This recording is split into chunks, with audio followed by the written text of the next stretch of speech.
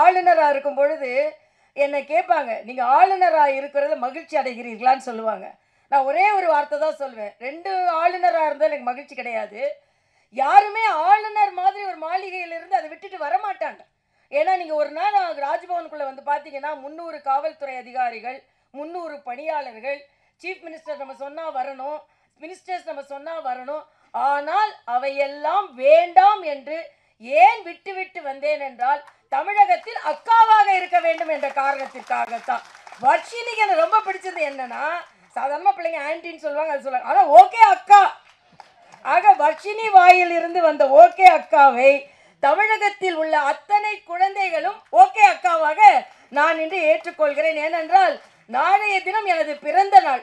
ஆக ஓகே அக்கா, ஓகே அக்காவாக பிறந்து, நாங்கள் படிக்கும்போது ஒரு பாப்புலரான ஒரு ஜோக் உண்டு. அதாவது உங்களுக்கு ப்ரொஃபஸராக இருக்கிறது பிடிக்குமா இல்லைனா சர்ஜனாக இருக்கிறது பிடிக்குமா அப்படின்னு கேட்பாங்க.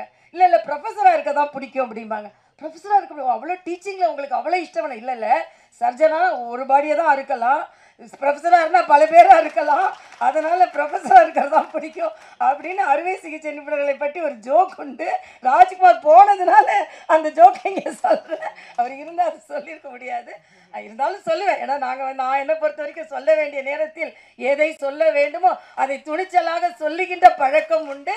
அதனால் இந்த டாக்டர் மட்டும் இல்லை, எந்த டாக்டராக இருந்தாலும் அவங்க முன்னால் சொல்லுவோம். அப்புறம் ஒரு நடிகர் டோப்பா வைத்து கொண்டு நடித்திருக்கலாம் இல்லை என்று. அரசியல்வாதிகள் எல்லாம் டோப்பா வைக்க ஆரம்பித்த பின்பு நடிகர்கள் எல்லாம் டோப்பா வைப்பதை விட்டு விட்டார்கள் என்று நான் நினைக்கிறேன். நான் யாரையும் குறிப்பிட்டு சொல்லவில்லை.